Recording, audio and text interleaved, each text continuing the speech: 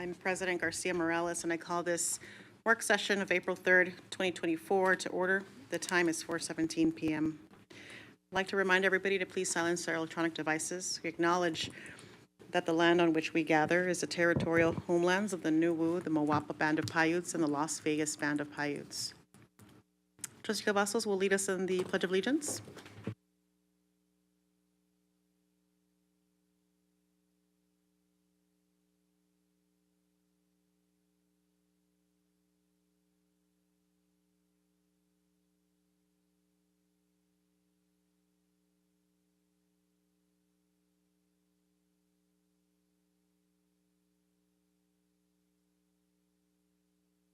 All right, thank you very much. Trustee Zamora is ready to make the motion to approve the agenda. Trustee Zamora? Thank you, Madam President. Members of the board, I would like to make a motion to adopt the agenda with the following changes. Item 2.02 will be removed from the agenda. Thank you, Trustee Zamora. Do I have a second? Trustee Brooks? Thank you, Madam President. I'll second the motion. Thank you, Trustee Brooks. Colleagues, we have a motion by Trustee Zamora, a second by Trustee Brooks. Please cast your vote.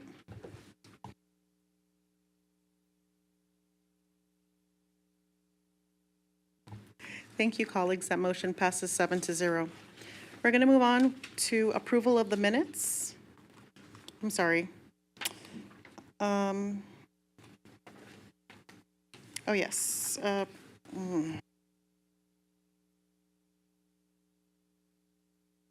All right, we're going to move on to the approval of the minutes. Before I open item 1.03, is there anyone who has not had a chance to submit a public speaker card? If not, please do so now. Okay. Colleagues, we don't have any public comment on this particular item. However, I'm looking for a motion. Trustee Guzman? Madam President, I move to approve the minutes. Thank you, Trustee Guzman.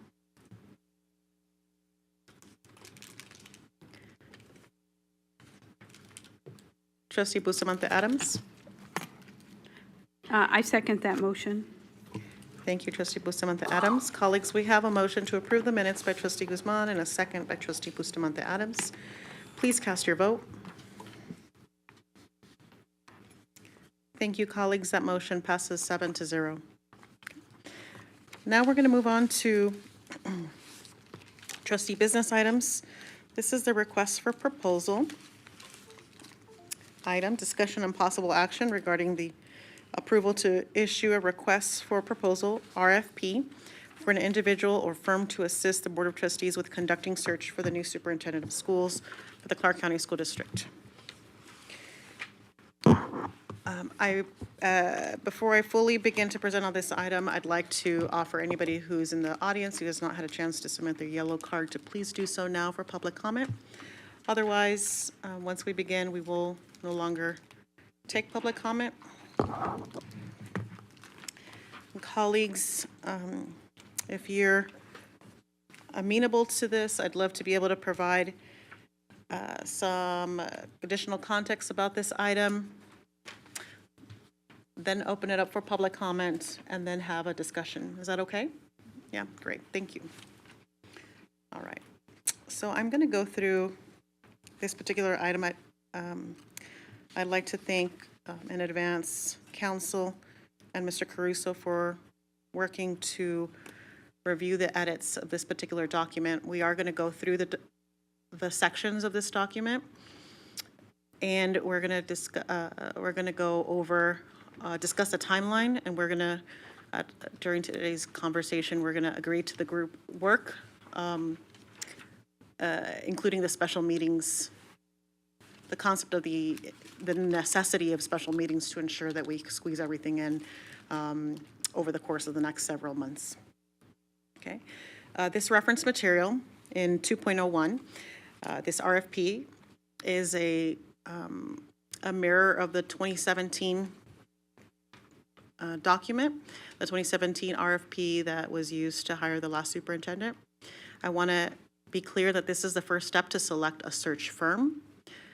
What we decide as a group today will help us release the request for proposals so that organizations, individuals can provide their best proposal to us, and ultimately we can make a decision at a future meeting for the the contractor who we'll work with, or the search firm that we'll work with.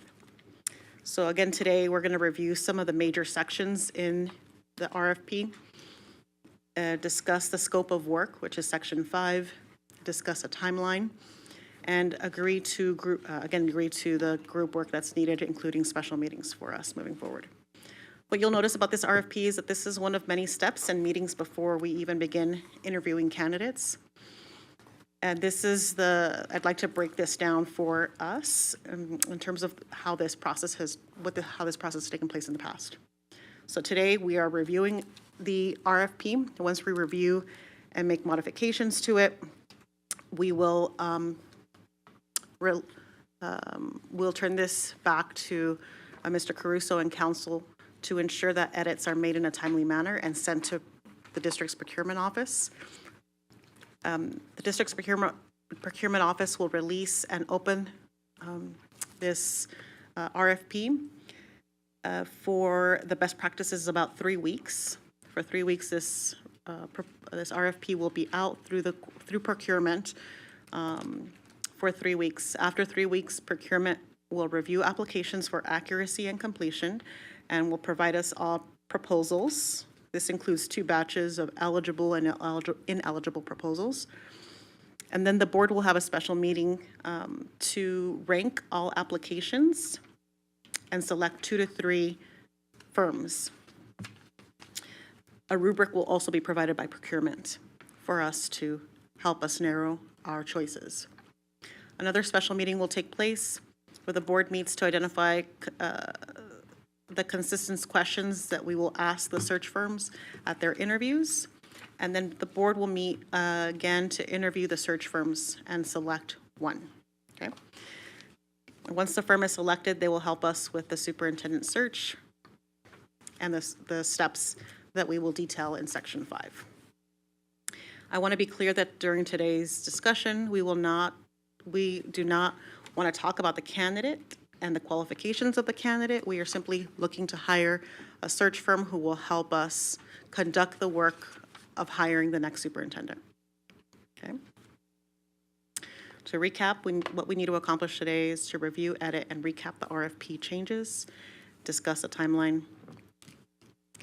And for the record here, I just want to note that this document there have been edits to your reference material. The red items are edits that were made to the document, that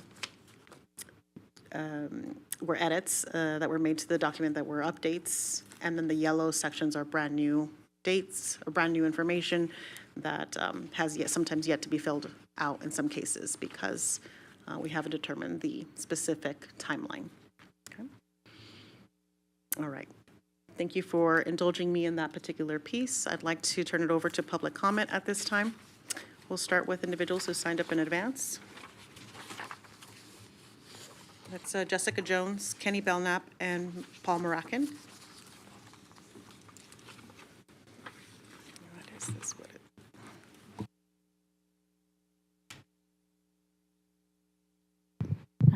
Thank you, Madam President, members of the board. I hope I say this right. Interim Superintendent Brenda Larson-Mitchell. For the record, my name is Jessica Jones. I'm a kindergarten teacher on the east side of Las Vegas. I'm also secretary of the Clark County Education Association. I'm glad to see that tonight this board is discussing the process to move forward with this RFP for the superintendent search and is looking for assistance in helping them develop a timeline for the recruitment and selection of the next superintendent. I've sat in the audience at several work sessions and board meetings over the last 2 months and heard numerous stakeholders that were in attendance emphasize that the superintendent search process developed by this board be transparent, set minimum qualifications for the superintendent position, and that there be a nationwide search that's inclusive of internal candidates. The most important part of this process is that it includes the community input. So I was happy to see on page 9 of the RFP document that on bullet point B, the board is looking to solicit public input from stakeholders. When I was looking at it, I was hoping that this board ensures that the 6 meetings that the word shall was in there be done and be held outside of the traditional 9 to 5 work hours so that educators, parents, students, and other stakeholders can attend. I also will hope that you guys discuss a process to promote this well in advance, so that gives people in the community an opportunity to make time to plan to attend. I also think it would maybe be beneficial to schedule some meetings later in the afternoon or perhaps on a weekend so that there can be robust community participation throughout the selection process. Again, in my comments, I just wanted to reiterate that we do need a nationwide search with a wide net to find the best candidate for the position of superintendent, because this person will have a major effect on all students in Clark County. That's why it's critical that this search process has buy-in from stakeholders, is transparent on each step along the way. And I think I've said it before at a different board meeting or work session throughout the last 2 months, but they have to have stakeholder buy-in, because without it, that person is being set up to fail. So thank you. Thank you, Ms. Jones. Mr. Belknap?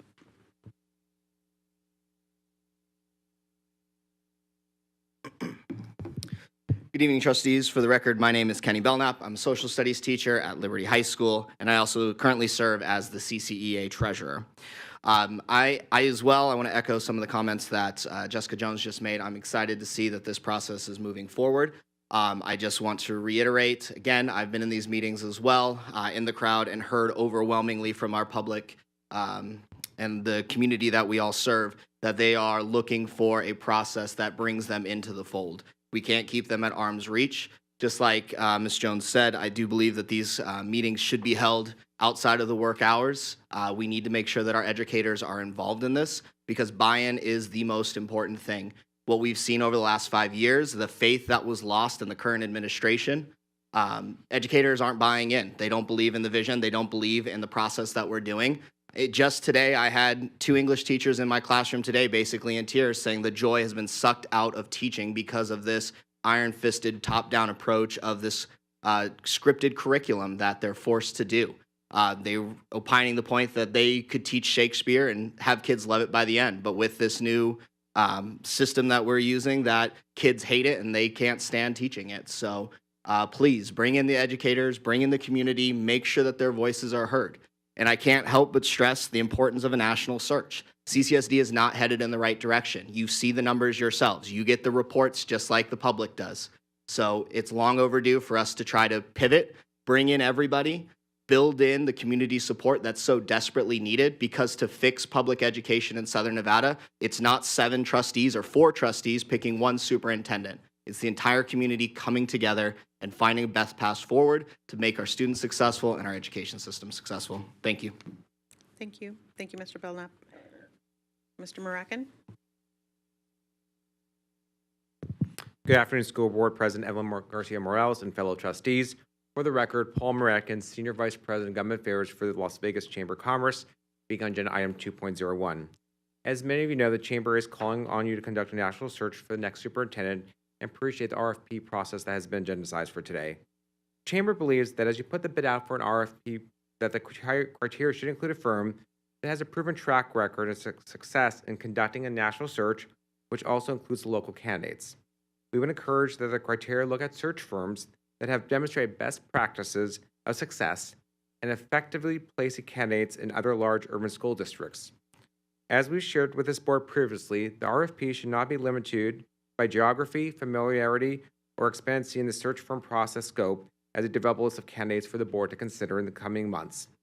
That is why the Chamber encourages the school board to utilize a qualified search firm that has a strong reputation for finding top educational leadership and operational talent within diverse communities. A firm with a track record of identifying well-qualified candidates who embody the skill sets that our district needs to positively move the needle forward on student achievement with a list of qualified candidates. We believe factors and considerations should be included by the search firm, what a candidate's success rate on factors should look like, such as college and career readiness, their expertise with math and reading proficiency, and high school graduation rates.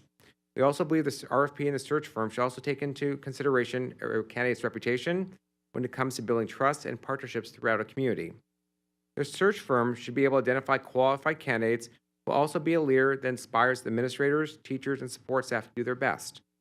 Top candidates, of course, need to be trusted by parents, respected by employers, civic leaders, policymakers, and the entire community, but most importantly, this board. Student achievement should be the focus of the superintendent search process, and a part of the conversations with the RFP process as you select. We would also encourage the search firm that is selected to have experience working with community stakeholders as part of their process. As you've heard, community engagement at set meetings with students, parents, teachers, support staff, labor organizations, community leaders, taxpayers, business organizations, and employers are few, as mentioned, as dictated in your RFP process. Including these recommendations as you look through your RFP process would be important steps to help select the next superintendent through a national search. Again, that will include local and external candidates. Thank you for your time, and we hope that we will find the best candidate for our community. Thank you so much. Thank you, Mr. Maracan. I'd like to call up Dan Harrigan-Rader.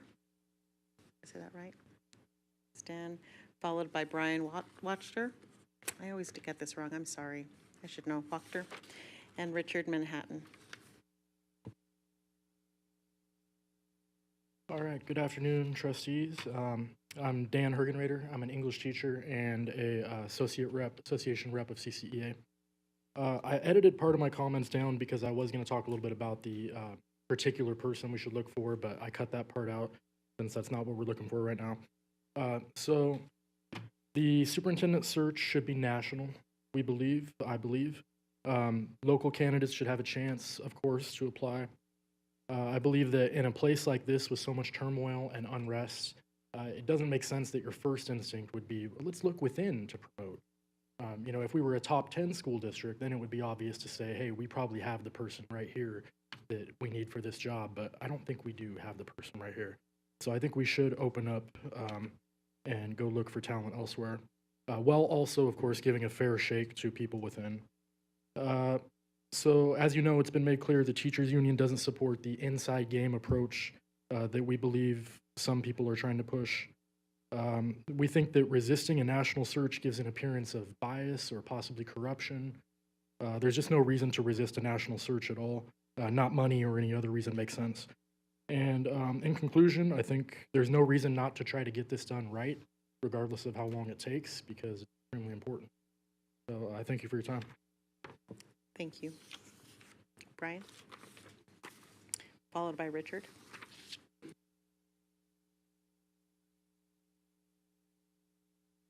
Good evening. My name is Brian Wachter. I'm with the Retail Association of Nevada, and we very much appreciate you being here tonight discussing what this RFP process is going to look like going forward. We're very encouraged that this is on your agenda, and we do hope you pass it today. Our only addition to, I believe, what you've looked at in your RFP proposal would be to look for a company that doesn't necessarily specialize in education leadership.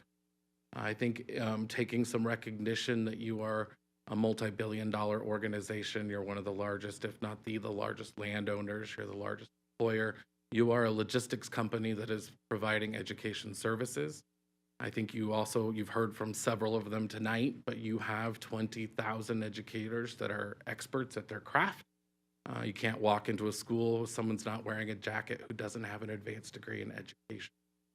What you're sorely lacking is a leader to be able to tie all those departments together, to make sure that payroll goes out on time, to make sure your buses arrive when they're supposed to make sure that individual schools have what they need from a centralized government, and to be able to be effective at actually highlighting and elevating the experts that you already have on your mini campuses. So we would encourage you, as you look through this RFP process and you're looking for someone who can bring you the best candidates to run the organization that you've been in charge of running, we hope you take a look outside the education bubble, especially given how difficult you've seen other school districts have, or the difficulty you've seen other school districts have in trying to find educational leaders. Now might be the time to look outside the box and find someone uniquely suited to the billion-dollar enterprise you run. Thank you. Richard?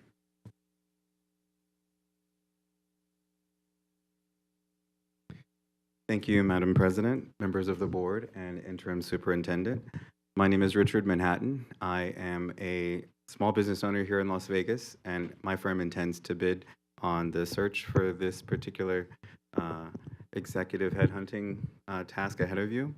And I want to first start off by saying that I am a product of the school district here. I am a graduate of Green Valley High School and also attended Camden Middle School and finished my education here at law school at UNLV.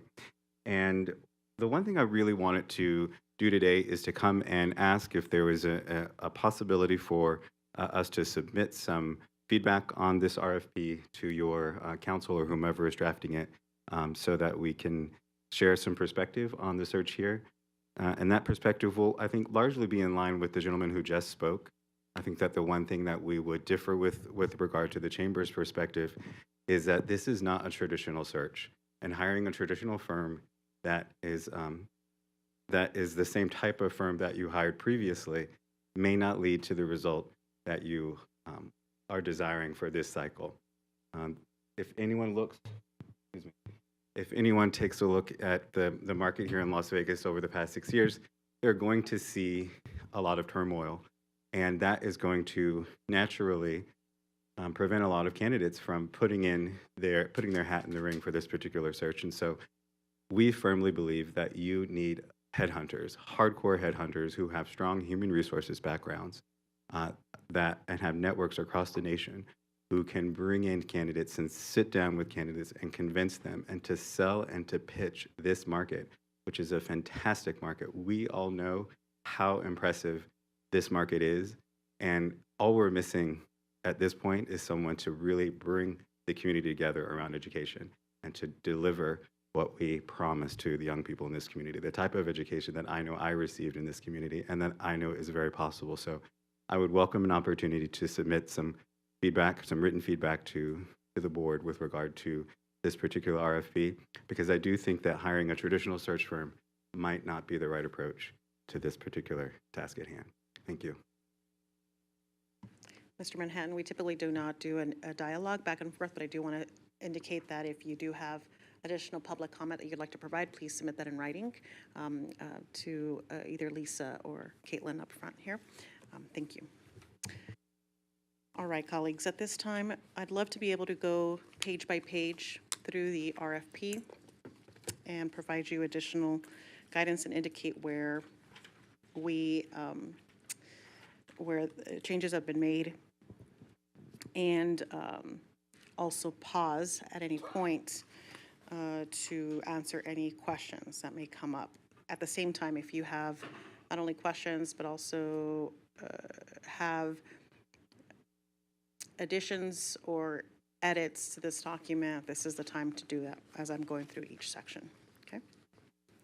So you'll see that this, in the table of contents, I'm on page 2, has parts 1 through 11. This is a 22-page document, again, that has been used for previous searches of our superintendents, with the guidance of also procurement. I did mention council and board office. However, I want to be clear that procurement has reviewed this particular document as well. You'll see here on page 1, page 2, excuse me, page 3, part 1, part 2, and are pretty standard information regarding the RFP. Part 3 is the schedule and submittal instructions. I'm actually going to ask our colleagues to come back to this once we have a more robust conversation about the content later on in the deliverables. Make sure that we agree there. If you're amenable to that, I'm going to move on to the rest of this page 4 and top of page 5. All of this is standard language when it comes to a request for proposal. You'll see here, like, things that are highlighted in yellow still need to be filled out because that information has not yet been established in terms of the opening date and the RFP number.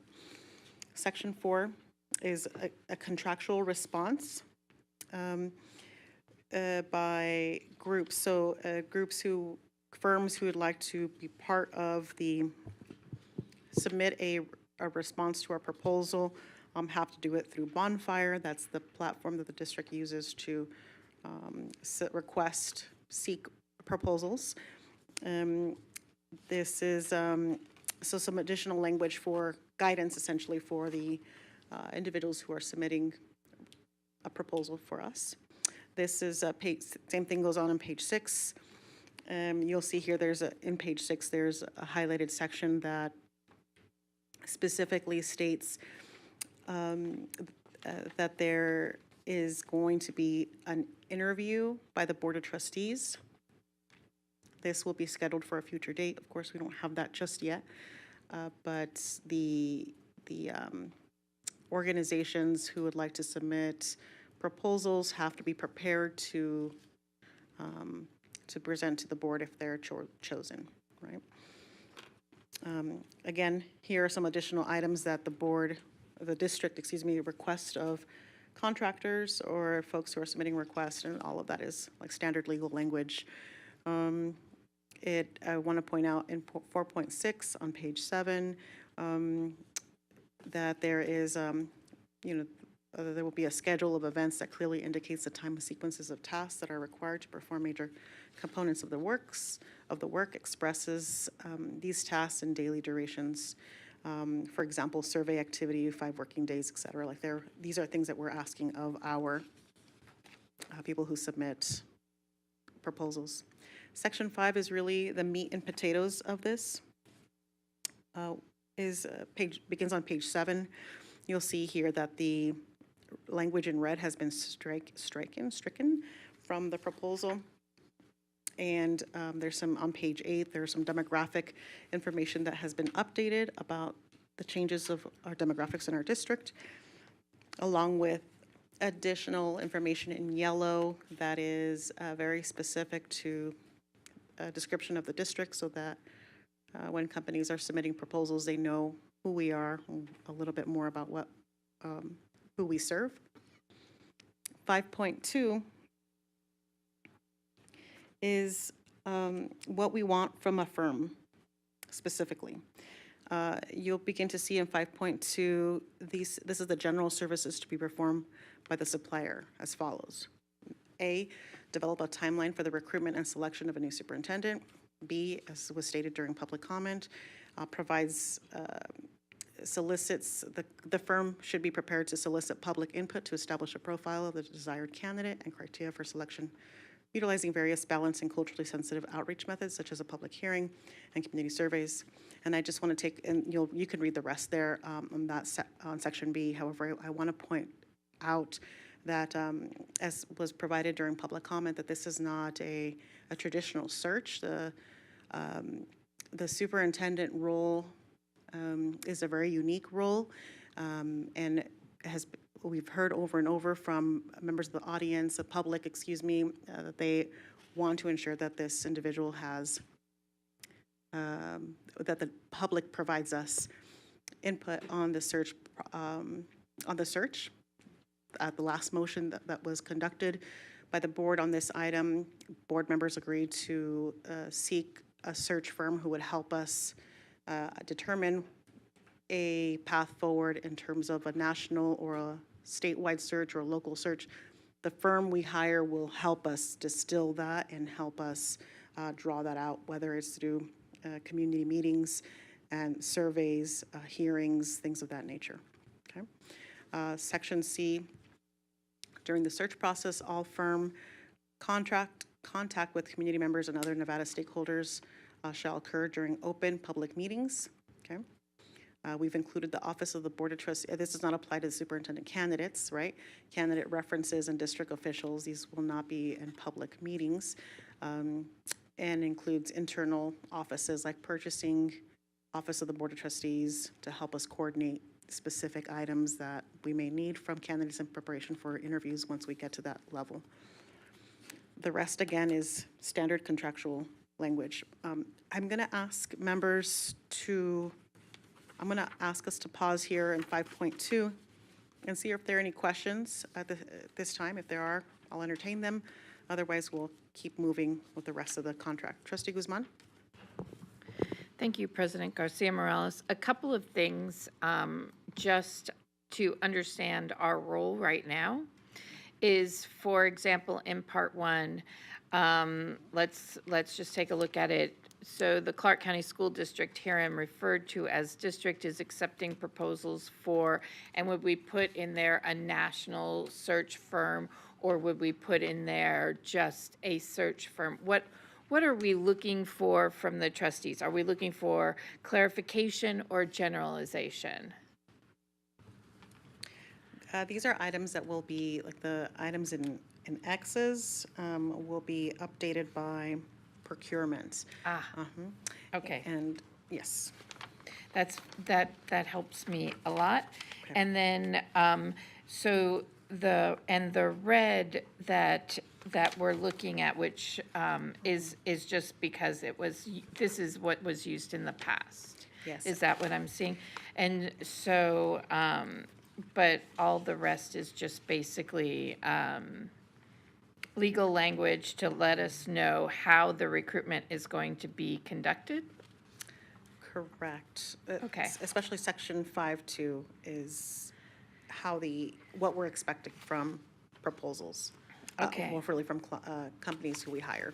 Okay, and so is the timeline determined by where it says scheduling, provide a schedule of events that clearly indicates the time sequence for tasks required to perform major components of the work, express these tasks in daily duration, example, survey activity, 5 working days, et cetera. When you were talking about that, are you talking about how the candidate provides that, or the search firm provides that? Oh, I'm sorry, I'm on page 7. And you mean candidate as in the superintendent candidate? Or Yep. Yeah, this That- is correct. Okay. This is, forgive me, not the superintendent. This It's is only the firm.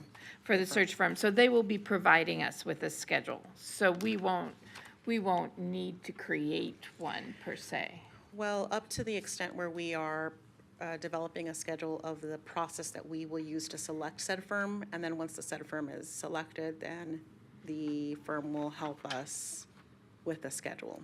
Okay, okay. Thank you. I appreciate that. Yeah, thank you, Trustee Guzman. Trustee Bustamante Adams? Thank you, Madam President. What I've noticed is, and that I like so far, is on page 6, it talks about the description of at least 5 relevant executive searches, including steps taken to find both traditional and non-traditional. And I think that speaks to some of the public comment and the things that I referenced in a previous meeting, to go outside of education, because we are looking for a top high-level executive to run the district and not just somebody that has an educational background. So I like that it says traditional and non-traditional. That would also they would also look like to the private sector, military, and other government experience. The second thing is on page 7, it also says at the bottom on 5.1, in recruiting the superintendent and cabinet level officers from urban school districts and or chief executive officers for government or private sector employers. So there it is again, which I'm grateful for that. I also like, my question is on 5.1 though, on the general, on the scope, it doesn't talk about our core values or what we stand for. So I don't know if this is the time to include it, but if I were a candidate applying, I would want to know what the core values were for the group. On that same section, 5.2. Sorry, should I stop? Forgive me, I was just asking a question out loud to myself.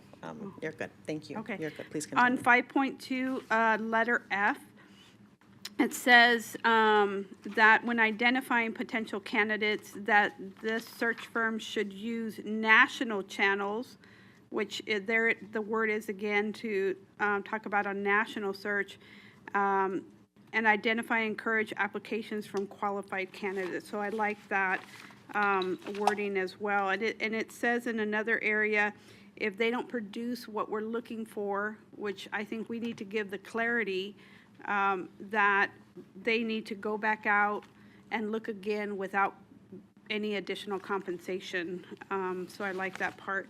My question is, and the work that we're doing with the Great City Schools, and we're asking this group in section 5.2, letter B, to do solicit public input how will we marry those, and how will we marry the climate culture? Where does that fit in? And I'm not sure if we're ready to talk about that, but I don't know how we mesh those together. Yeah, thank you for that. I think that's a very relevant question that has been asked, I think, a couple of times at this particular item. And so I want to be clear, I removed item 3.0, 2.02, because I wanted us to focus on the RFP, knowing that we were already behind on schedule starting the meeting. So there is an item that I'm grateful for one of our colleagues who has helped me establish some additional questions that may include in the community meetings a question about the superintendent search process. So there's a way to fold that in. That's number one. And then when it comes to the culture and climate piece, actually that is an item that I want you to know that I'm hearing it, and I believe Dr. Larson Mitchell is also hearing it, and there will be an update at some point very soon with more information about where we are with those pieces. So I'm not able to talk about that right now, but I do want you to know that that's been heard loud and clear by some members who want to talk about that particular piece. Okay, anything else, Trustee Bustamante Adams? No. Okay, thank you. Trustee Zamora? Thank you, Madam President. I think Trustee Bustamante Adams kind of touched on a little bit of what I wanted to ask about the climate culture. That is one thing that is on top of my mind, and I mention it all the time. So I was wondering, you answered a little bit, but is there a way it can be added into this? Because we talk about we expect them to develop a timeline, we expect them to do this and do that. Is there a way that, can it be an expectation of them reading, the whole research they did? May I ask a question about that? Do you desire for the search firm to be familiar with the culture and climate study, or the superintendent candidates to be familiar with that item? No, I think oh my God, what was your first question? Search firm. The search firm, because I think that would help them kind of narrow down, as they're getting these applicants coming in, seeing what we need more than anything. I don't see any legal challenges with including the maybe a link or additional material that the our proposal submitters, the individuals who are responding to our request, can read that report from PCG. Okay. Yeah, And then, Council, forgive me, Council, do you see any issues with that being included? Okay, I see that as a note. I'll add that here. Unless there is any objection by the group, I will add that. Thank and you. then a second question that I had is just to clarify. It says, in conjunction with the board, we're going to solicit public input and have community meetings. Just to make sure we will be involved in this process, we will be able to kind of set some guidelines and seeing how they flow, correct? Yes, we will hire the search firm who will then help us establish the parameters, boundaries for these conversations, and then help us distill the findings from these meetings as well. There will be a lot of public meetings that will take place and planning that will take place to ensure, from the board, to ensure that we're aligned and working in conjunction with the search firm. So it's important for the search firm to know that in advance because that's an expectation of the board. Okay, thank you. That was it. Thank you, Trustee Zamora. Trustee Cavazos? Thank you, Madam President. I'll try to go through these quickly. And thank you. Some of the answers to Trustee Zamora's questions have saved me some time here. So page 6 of 22, 4.2, Respondent Experience and Personnel, letter D, identification of the project manager on the search team who will interact with the board. On that particular phrase having to do with who will interact with the board, we did have some slight, not overwhelming issues in 2018, so I wondered if there was some way that we could clarify that, exactly what that's going to look like. And I know that right now might not be the specific time to kind of go into that.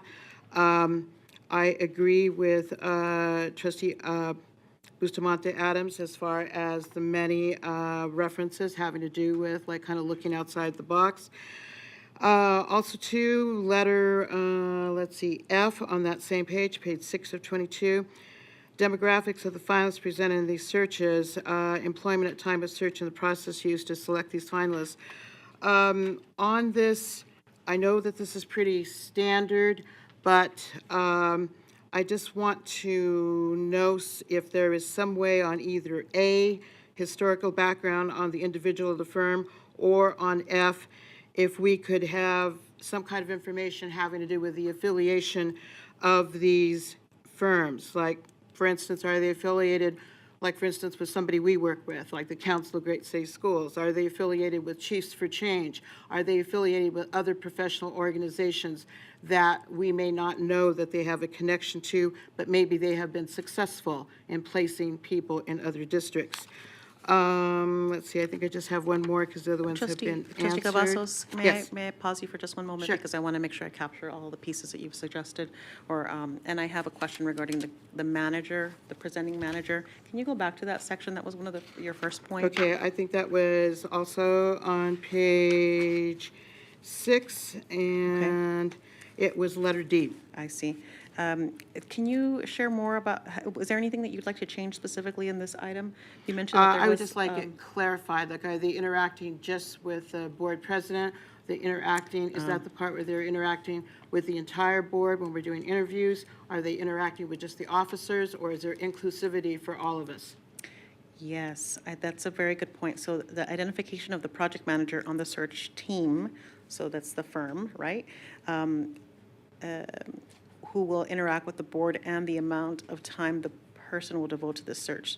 The project manager shall present an interview at the board meeting scheduled for the future meeting. I hear what you're saying. It's less about the presentation. It's more about who is in touch with, Who's is being in touch. included? Yeah.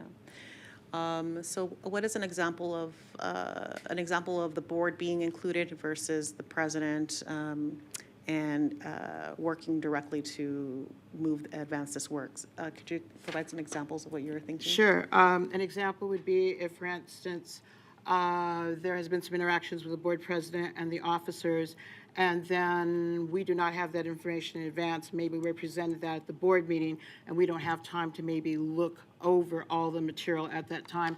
That did happen a couple of times in 2018. I do not believe it was intentional, but it kind of slowed down the process a bit.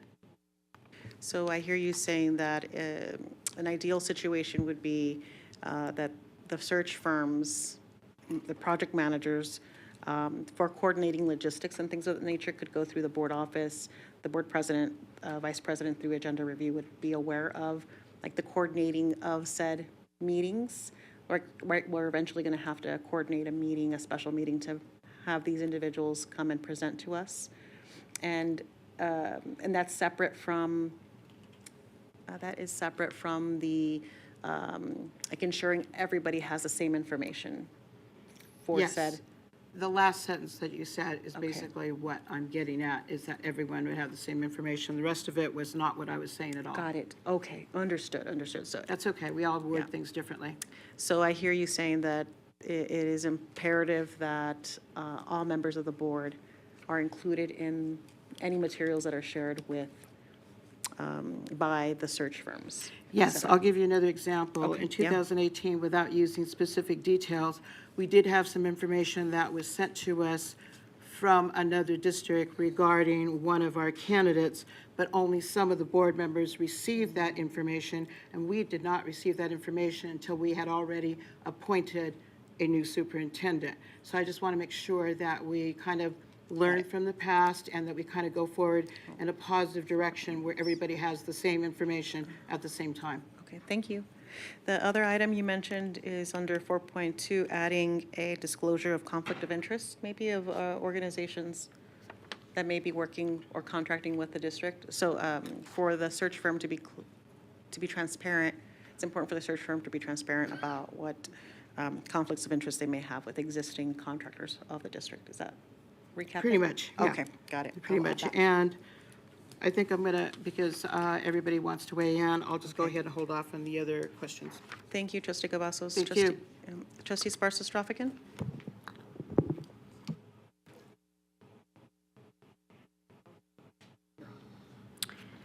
Thank you.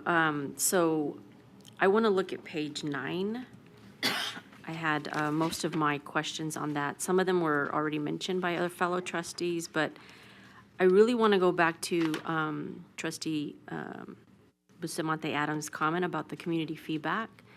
If we're going to be developing a profile and/or a rubric for our candidates' applications, I think it's imperative that we really get that first in order to develop the rubric.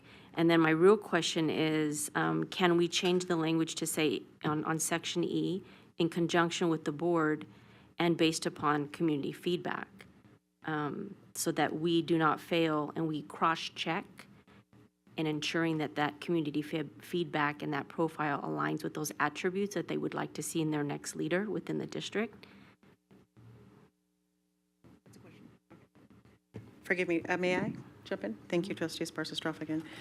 So I hear you saying in Section 5.2E that you'd like to request to add, in conjunction with the board and considering and based on community feedback, develop the screening, continue to develop the rubric for screening.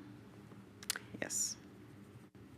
And based on community feedback, develop a rubric for screening candidates, et cetera, et cetera. Correct. Right? Okay. Correct. Got it. I just want to provide a little context to that because the rubric really is going to be the factor that's going to determine who gets through the gate and who does not. An example might be listening to the business community. If we're not going to necessarily, we're going to be thinking out of the box. Maybe that individual does not have an educational background. Maybe their degree level may not be something that we traditionally would expect. Example of a doctorate.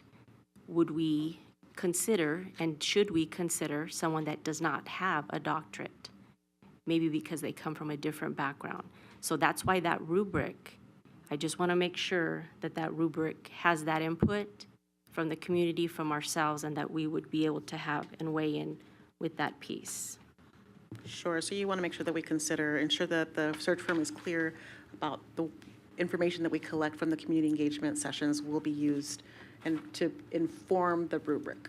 Correct. Got it. Added it. Okay. And I have What one else? more, I have lots of questions, but I have one more that I definitely want to get All in right, the let's see. queue. I can come back if you need me to come back. No, please jump in. You're here now. If we go to Section G, I said this previously on record in a previous meeting when it talks about reviewing all the applicants' materials, the vitas, the resumes, the background qualifications. I would also like to say, as a board member, I, as an individual, would love to see anyone that does not make the criteria and the why of them not meeting that criteria. So I would like to see all of those candidates that have applied to be able to do that fairly and equitably. That's a request. Review all parentheses, candidates who meet the rubric and do not meet the rubric. Sarah, I wonder if there's a risk for us in disclosing candidates who do not meet our rubric. Like what risk do we create for the individual themselves and ourselves for bringing forward individuals who we say are not eligible for consideration, given that they don't meet the rubric? I don't know. Forgive me. Here we go. There would be no risk because individual would not be considered, but I'll say that as an example, and I'm going to use this as a local context because it's been brought to my attention, and this is a very different process because it's at a school level, not at the level that we're discussing, but it's an example that we should consider. Some of SOT community members have brought to my attention that when they're searching for a principal, that the screening process will not sometimes allow certain candidates to get through that first round. So as a part of that process, the SOT may not have and be privy to potential individuals and very unaware of who actually applied.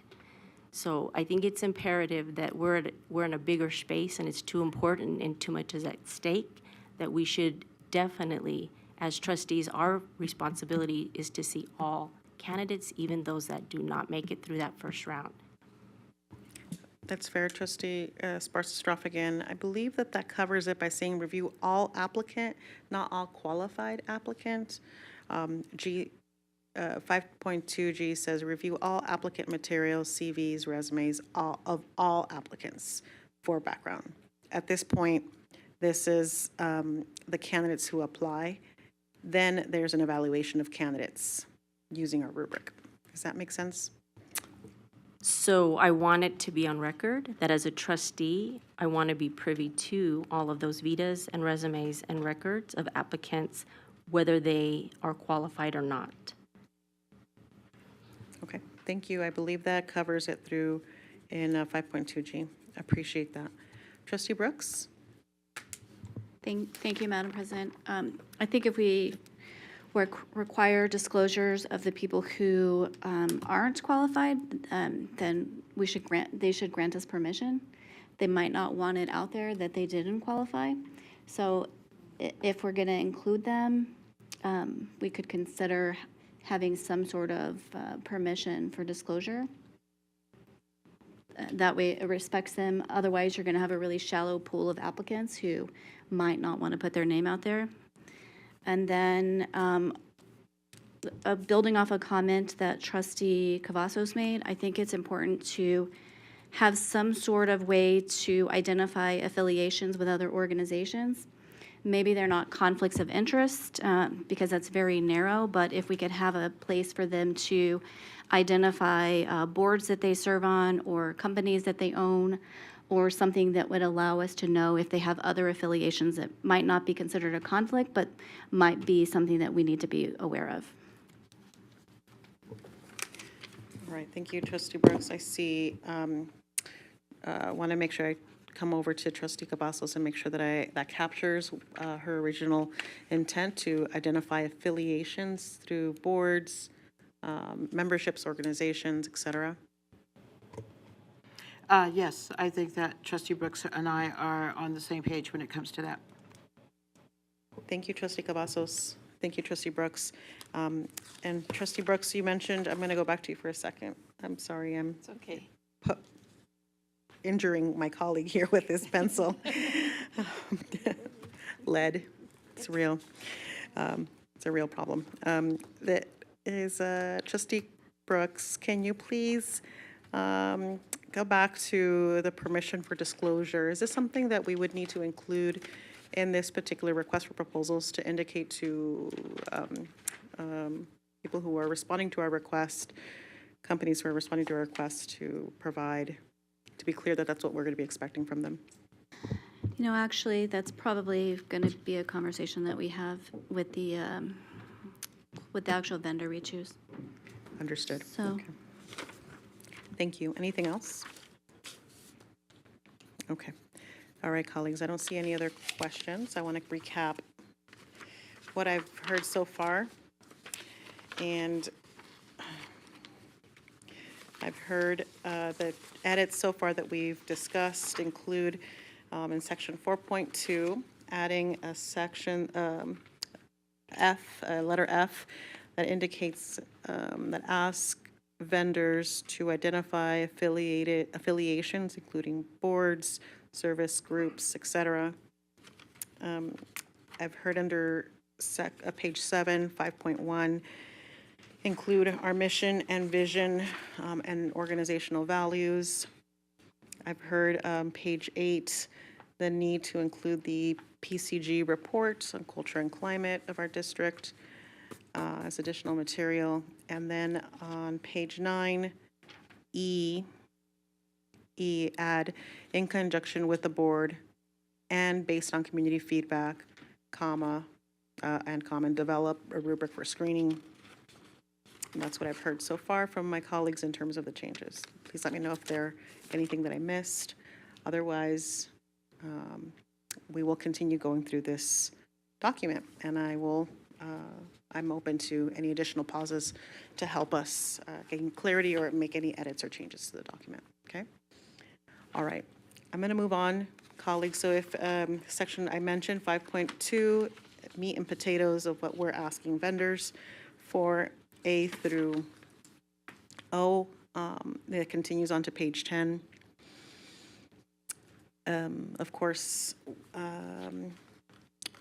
that again is standard. M, N, and O on page 10. We're going to move on to the tentative schedule.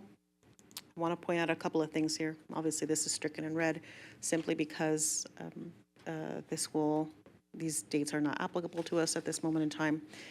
But I want to point my colleagues out, point out that this will be this process will happen over the course of several months.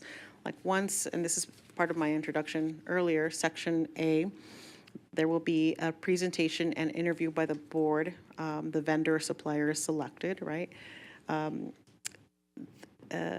Candidate interviews will begin. This is section B. Section C, superintendent selection accomplished, negotiations initiated.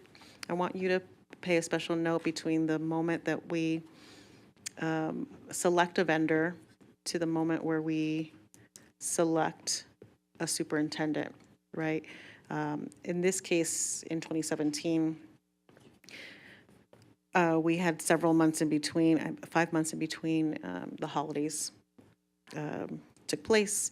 But I do want to note that this is an example of what has taken place in the past.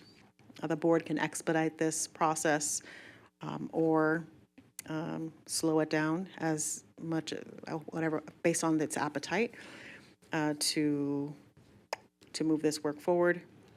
If there is a desire to move this work forward faster, there will need to be special meetings that take place for the Board of Trustees and where we will have these presentations take place.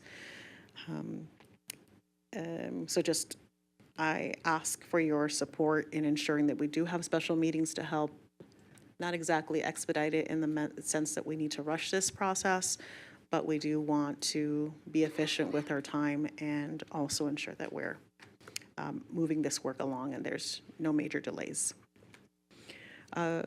So in this process here, you'll see that section D, there's an offer that's extended to the selected candidate. That work is done in conjunction with at a board meeting. And in conjunction also with council to ensure that there's a contract that takes place. Once the contract is accepted and brought before the board, the superintendent's start date will begin. Okay. Are there any questions specifically or comments regarding the tentative schedule and appetite to move this forward expeditiously and purposefully, or to take the time that's needed for this? Trustee Guzman? Thank you, President Garcia Morales. I totally am supportive of special meetings and ensuring that, because it looks like it was a 7-month process. The longest part of this process was presentation and interview by the board and the supplier selected to the time that the candidate interviews actually begin. So my thought process is that instead of taking 4 months for that to occur, to shorten that process, because I just feel like the candidate interviews could happen in a shorter time. When you're doing a national search, usually they take about, well, we have to find the supplier, obviously. So I don't know how long that particularly takes, and that might be something that we need to find out. But usually when there's a posting, a national posting, it takes about a month for the actual screening to occur, and then the candidate interviews. At least what I have seen with superintendent searches. So that's my question, has to do with the supplier selected, because I think that is what might have held this up and made it 4 months instead of maybe 2. Thank you. I will, I see some other members in the queue. What I do want to share is that if, thank you for your commitment to have special meetings, first of all, Trustee Guzman. Best practice based off of procurement is that we, once we provide procurement, the updated language on this RFP, they post it for 3 weeks. This is standard procedure in the district, anywhere between 2 to 3 weeks to get vendor responses.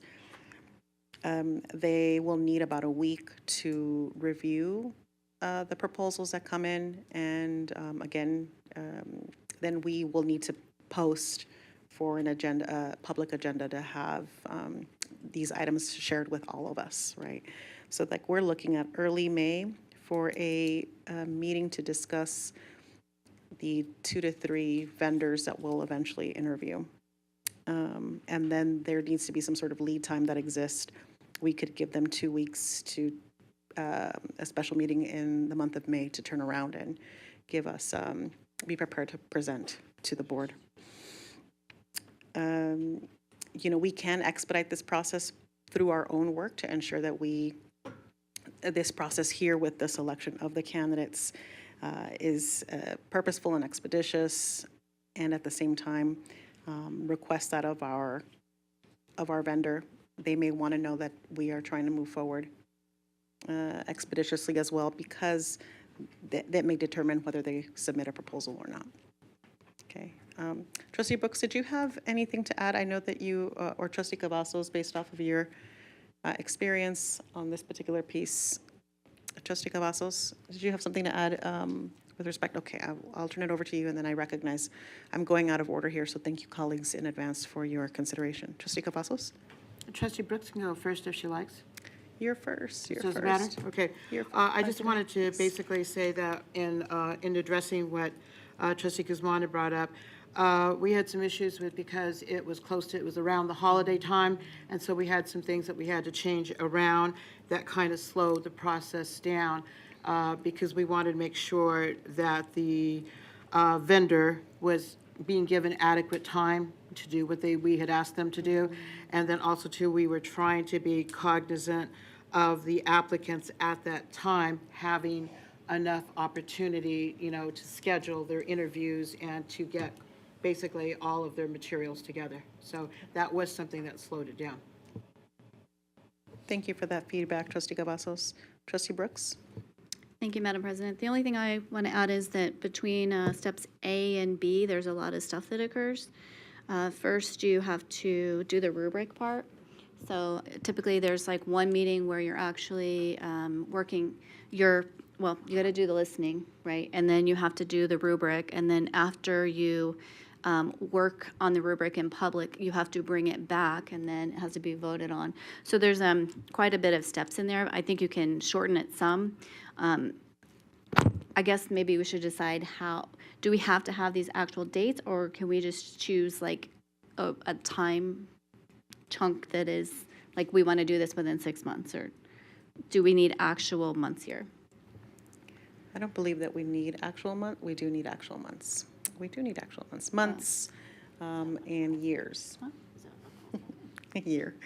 So this year. We're not going to turn this into 2025. We can't have like start and date goal? No. It's going to be important for us to be able to provide the vendors a clear expectations about what we want from them in terms of the timeline. And again, that will determine whether they submit a proposal or not. Okay. Thank you for that. Trustee Brooks, anything else? Okay, I'm going to go back to the queue. Trustee Bustamante Adams. Thank you, Madam Chair. I am in support of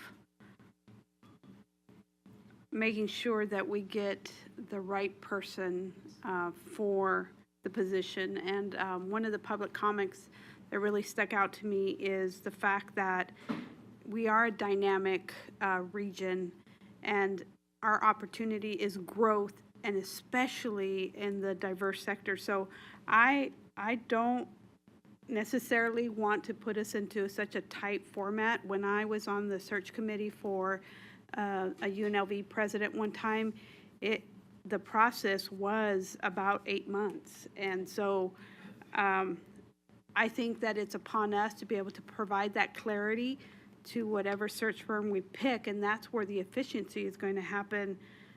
So that's just my two pieces of comment. Thank you, Trustee Bustamante Adams. Trustee Williams? Thank you, Madam President. I think just in general, if we don't put a date on it, of like when do we want this potential new person to start, we can't backwards plan this at all, right? So we're looking at like, let's put out the RFP, let's do this, but we don't have a date of when we want this person to actually start and take over the district. And in order to do that, like you have to just set a date. So whether it's 7 months, 8 months, or a year, it doesn't matter, like really doesn't, right? But just knowing that date, then you can backwards plan that, and that's how every other type of organization runs, and that's how they run efficiently, is they put a goal date. By this date, this will happen. And how do we get to that point in those steps? So that's just my only comment. Thank you, Trustee Williams. So that is, if we were to look at the schedule that we used in 2017 for about 7 months worth of work, that will take us to October, possibly November 4th.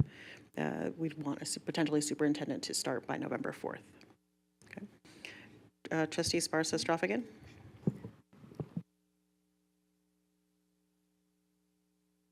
Me. Yeah. Thank you. Thank you, Madam President. So, I did a little bit of research on some of the other districts in the state of Nevada that are doing the process. And some of them have selected certain firms, which I'm not going to discuss and advocate, but some of those documents are online. There is in the Washoe County School District. They are in, I would entertain us thinking about it differently, is not looking at dates. Could we consider phases?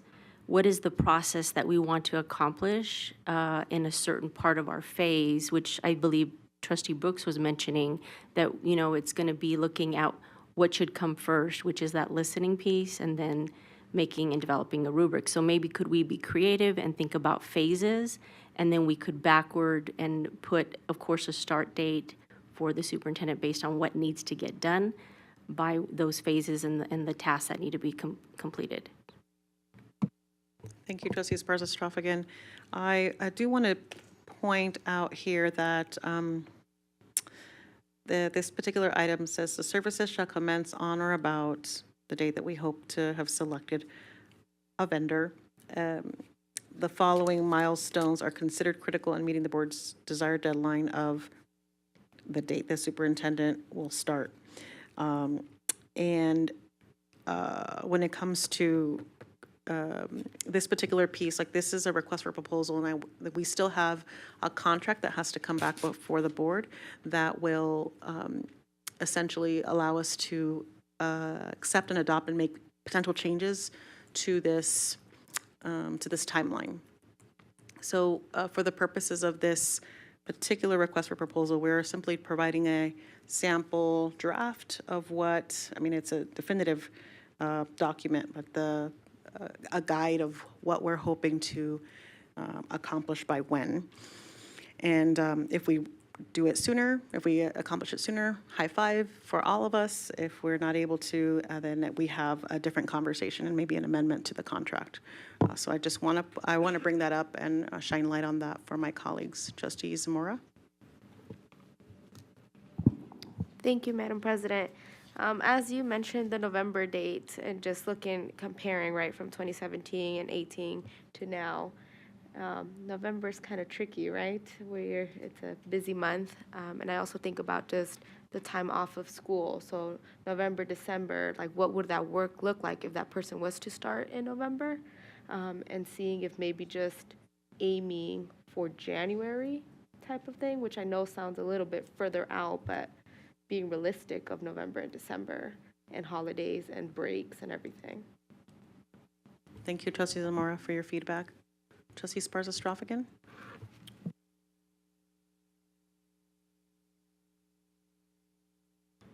So let me rephrase what I was trying to explain. Yes, we need dates for an RFP, but could we first do the process of what needs to get accomplished and lay that out?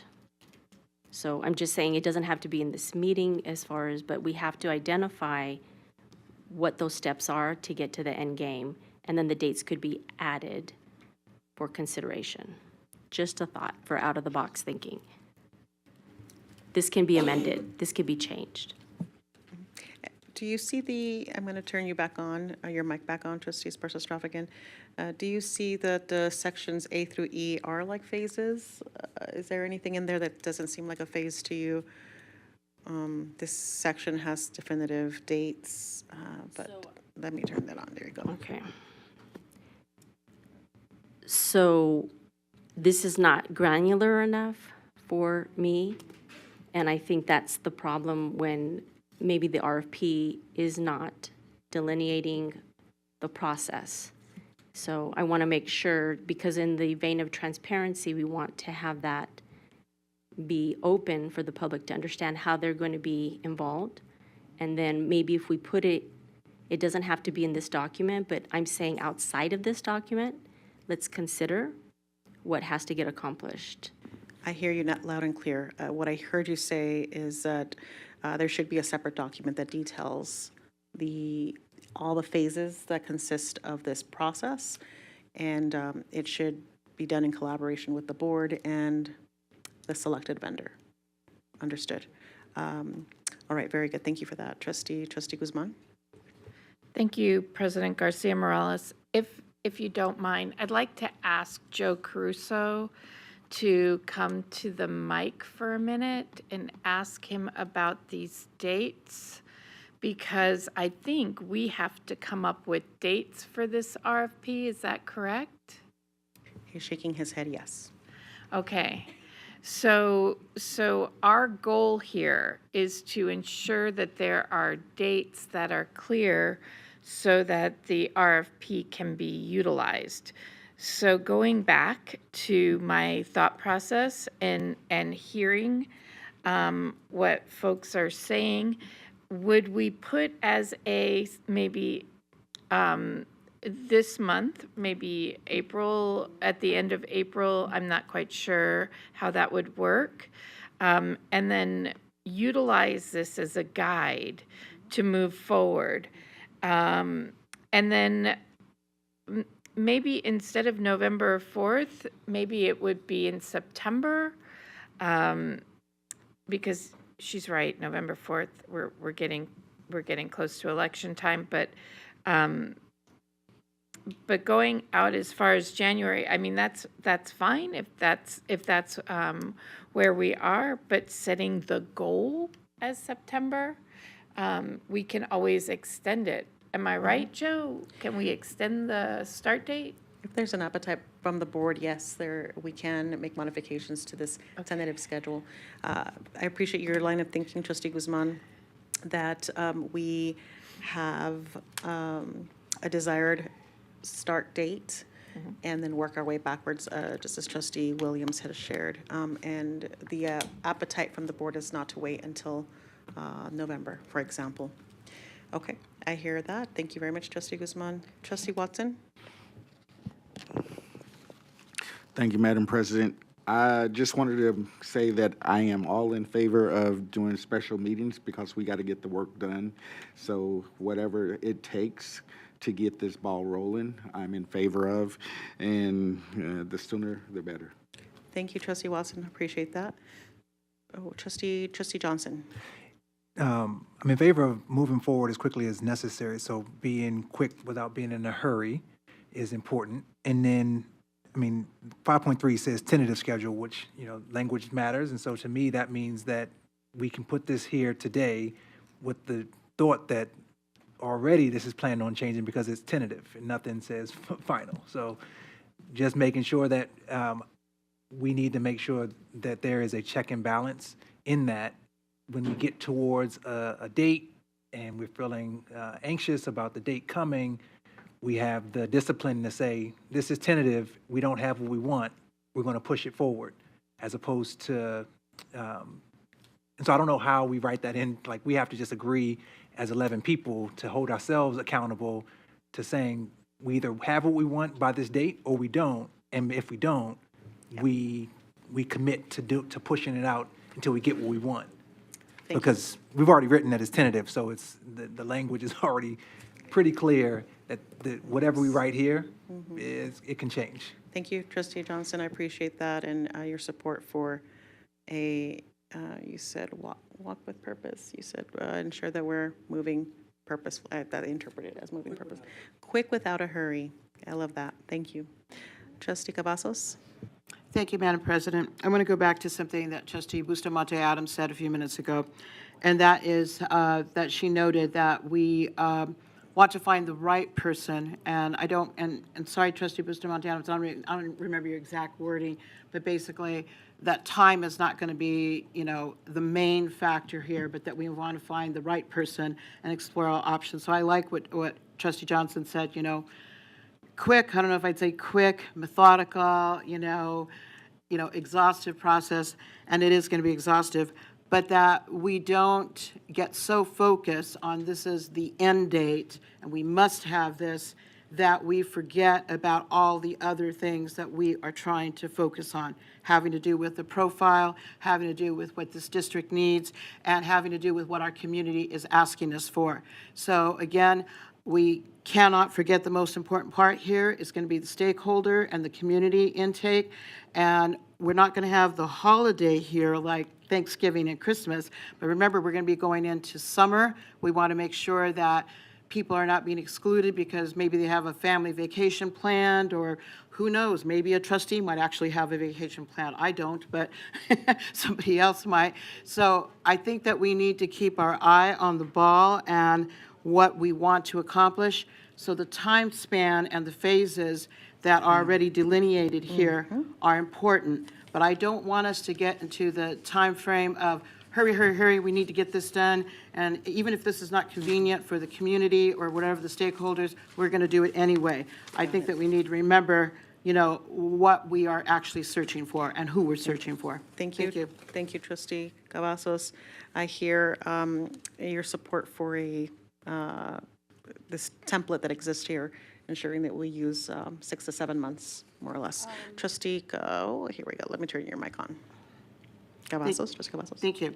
I wouldn't say necessarily that I'd say that I want it to be this long, 7 months. I'm going more with the kind of like the global attitude that we're not going to rush it or get so focused on a date. And I was just getting ready to ask the same thing that Trustee Guzman asked about, didn't we need to have some kind of dates for the RFP, if I understood it correctly.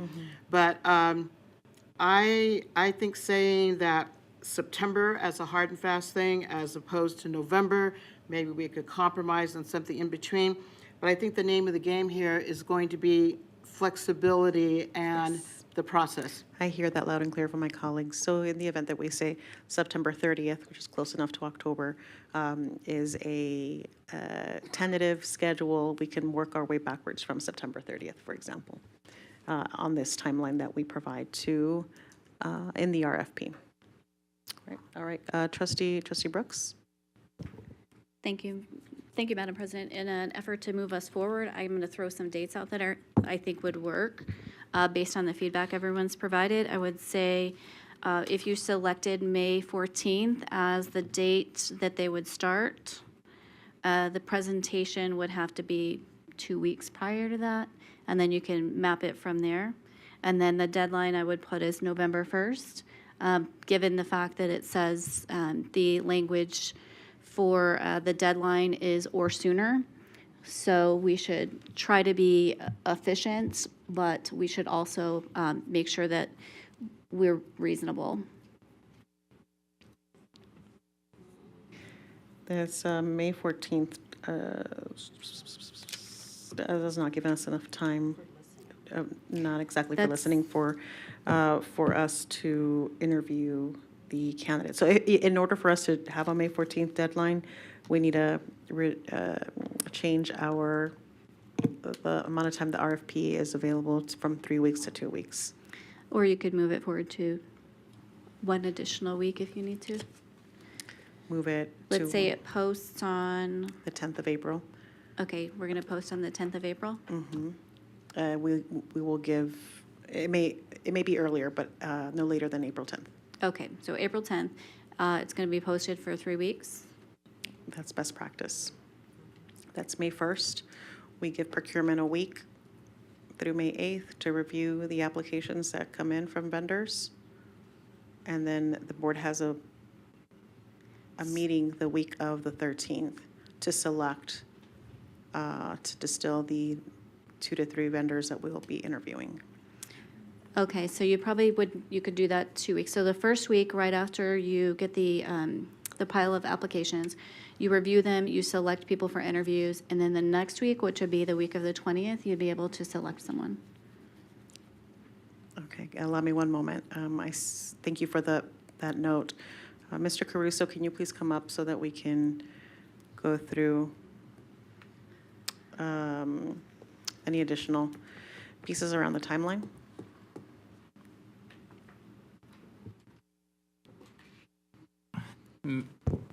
Good afternoon, Madam President, members of the board, Interim Superintendent Larson Mitchell.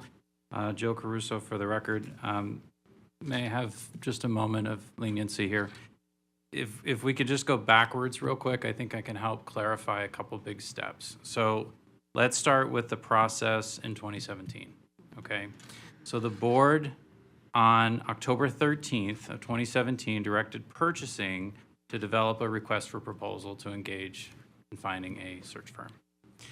Purchasing then developed the RFP, incorporated the board's requirements as discussed at a special board meeting on October 23rd, which in essence is what we're doing today. Then moving forward from that, the RFP was open from October 24th through November 11th to allow the interested parties to prepare and submit responses. The RFP closed on November 11th with 4 respondents. And then purchasing then gathered that information together. The step that we have to remember collectively is that all the respondents either have to come back to the full board for review, or the board has to then go through, and this is something Nicole and I have talked about, and individually rate on Bonfire what they think are the top 3. So you really have to allow yourself time because say hypothetically, let's use the number 5. You have 5 companies saying they want to be the search firm. You then have to go through all those documents in a public meeting, post all the responses from those 5, and then make a decision as to, say, the top 2. Then you need to schedule time for the project manager from the top 2 to come out and do formal presentations to the board in another meeting. And I say this respectfully, think about that. Now you've got to give them a buffer time to prepare and come out and present. Now most of these firms have done this before, so it's not like it's new, but still we could have a firm that comes from Massachusetts or a firm here in Nevada. You'd still want to allow that time for the presentation. And I say this respectfully, now let's look at your calendars. That's another piece, is how do we schedule this in? Because all of you have careers and all of you are full-time. So that was part of the challenge that we had with this.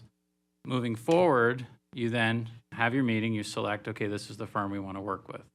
Then under your policies, we have to bring it back to the board because you have to do a purchasing award because you're going to have to enter into agreement. So then you'll direct the interim superintendent to work with the CFO to say we allocate this amount of money to, as a budget item for the board office budget to pay for the firm.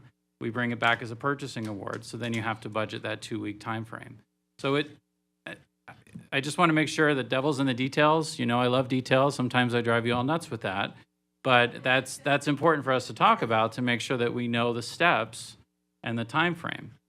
The other piece we did in 2017, just to put things in perspective, when this came back to the board, so the board agreed to the search firm on November 30th. It was on the board agenda December 14th. The search firm then put together a timeline, which was on the last work session agenda. So all of you saw what that timeline was. And if you noted, from January 10th of 2018, the planning meeting started where the search firm would sit down with the trustees and begin that process of conversations of what are you looking for. And then you had time for the community meetings. There was a big discussion about what you wanted on the job description. And then that was a flyer that was created, and the search firm brought it back to the board and said, what do you want us to do? So really, again, not to drive you crazy with the details, but I think it's important to really pinpoint that you have to allow that time to make sure that the respondents, again, if we only have a few that come in, great, but you still have to have a meeting to do that and then bring it back to allow that chance to come back out. So thank you for allowing me that chance to kind of explain. Is there anything else, Joe Caruso, around the details? You mentioned wanted to go back, you've gone back, and then So, anything else? Madam President, members of the board, interim Superintendent Larson Mitchell, I think the next key piece to that is looking at, even though you have a search firm that comes in, say, January 10th, on that calendar, the candidates weren't even interviewed till April.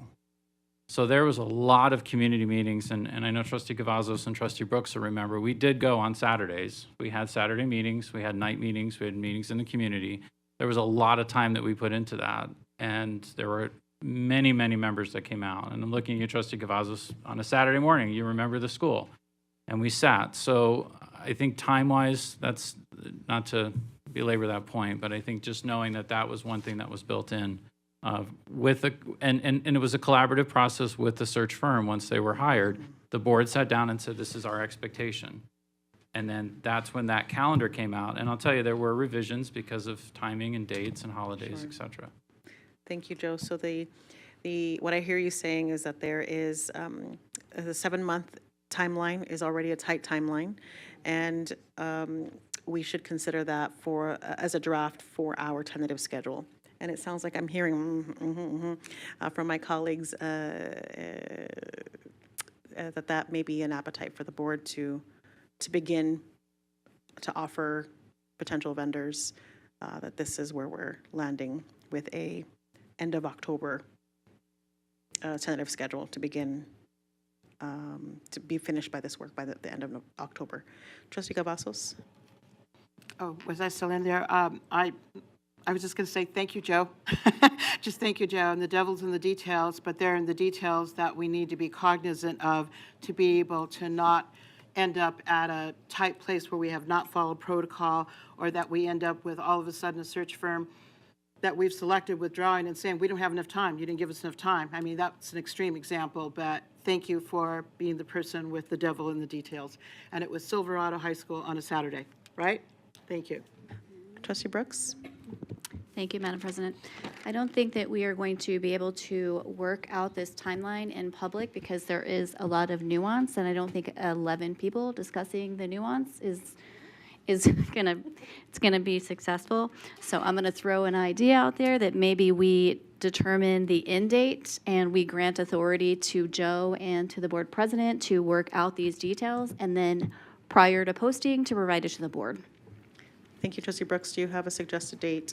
I do. It's October 31st. I would say target start date would be like November 1st. Okay, November 1st. November 1st. We want to make sure that we still keep October 31st as a holiday, a sacred holiday of Nevada. That is not said sarcastically at all. I'm sorry, that sounded sarcastically. But November 1st. Okay, is that a Monday, Tuesday? Okay, that then maybe back November 1st. Trustee Williams? I just wanted to confirm that like we're all like in support of November 1st, and then we're just going to let them work backwards. Is that a motion? Not a motion that's necessary, but it is a suggestion, and I've added it to my. I agree with that suggestion. Okay. So if Thank there's you. a motion, just, okay. No, not yet, but hang on tight. I've added, I love the enthusiasm. All right, colleagues, thank you for that discussion, that very hearty discussion, and your commitment to have this process move along. And I will work with Joe on this. So that's the big section on 5.3 is that we've selected November 1st as a desired deadline or sooner for our new superintendent to start. Thank you very much. Joe, I think you can stick around for just a couple more minutes as we go through the rest of this contract, RFP. The proposal and evaluation award, that's page 10, 6.1. This is how, this states that, I'd like to actually make a recommendation that under 6.1, instead of saying an evaluation committee, it is, oh, forgive me, the evaluation committee is procurement, not the not members of the Board of Trustees. The evaluation committee will review the proposals and determine the best proposal based on innovation. We need to make some edits to that particular section, actually, just because I want the evaluation committee, my recommendation, forgive me, colleagues, is that an procurement office reviews the proposals and provides us all of the applicants. And they will use, based on evaluation criteria, A through, what's the next page? A through H. A through H. So that's a recommendation that I have for my colleagues. 6.2, again, this 6.1 is clearly will identify that there is not an evaluation committee exactly. It is procurement who is working on reviewing the proposals and provides all applicants to the Board of Trustees for our review. Okay. Section 6.2, the rejection of proposals. Trustee Johnson, do you want to jump in here? Yeah, just want to make sure I'm clear. So everybody will, so 10 companies send in proposals, and then the purchasing committee will, or the purchasing department will send all 10 to us, as so long as they meet A through J in section 5.2? In this section 6.1. So as long as they meet A through H in 6.1, they will come to us, and then we will make a decision. I'm recommending that all proposals come to us, even the ones that are, and that there's two piles, one that of vendors' proposals that meet the requirements and one that does. Got it. Okay, does I not. was unclear. Thank you Got for that. Yeah. Thank you for that. All right, 6.2, rejection of proposals. Again, standard language here. We're going to move on to 7, Part 7, special conditions. Again, here, colleagues, Part 7 is, Part 7 and 8 are, again, standard language for RFPs. And that leads us to the end of this RFP, which is Section 9, the definitions and acronyms. Section 10 is an agreement that is provided to selected vendors.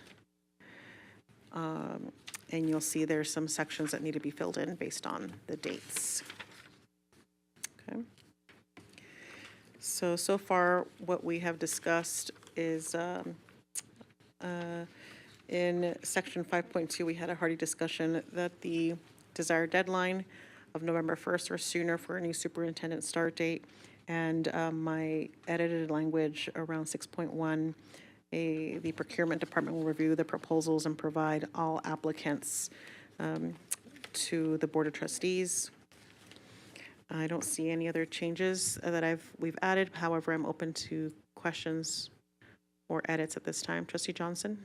I don't have questions about edits because I actually wanted to go back to one more thing I forgot to ask. Once all of our companies are in front of us, what is the way by which we will select them? Like, how do we objectively determine company A is stronger than company B? Thank you for that. The rubric, there is a rubric that's provided by procurement.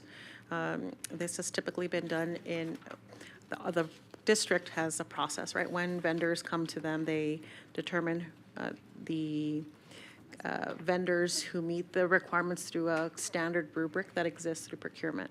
This is done internally as in the organization through a platform called Bonfire. My recommendation to the board, however, is that we have the rubric that exists in Bonfire presented to the Board of Trustees so that we use that when evaluating the eligible vendors. Do we have an opportunity to provide any input on said rubric? We can, and that will be a special meeting or an agenda item that we can add to a future meeting. Okay. An item that we can add to a future meeting, excuse me. Certainly welcome that so that we're clear about what we're going to be evaluating on. I believe the timing has to be, we have to be mindful of the timing. Yes, yeah, we have to be mindful of the timing so that we're not, or maybe we, yeah, it's just something to think about in terms of timing and all of this timeline. Anything else, Trustee Johnson? That's it for me. Okay, Thank you. Thank you. Trustee Brooks? Thank you. I just want to clarify, so the rubric that you're talking about that purchasing does, is it based on Part 6, the proposal evaluation, A through H, or is it and based on something else? Are these categories weighted naturally, or is that something that the board determines the weights? Joe Caruso? Madam President, members of the board, Interim Superintendent Larson Mitchell.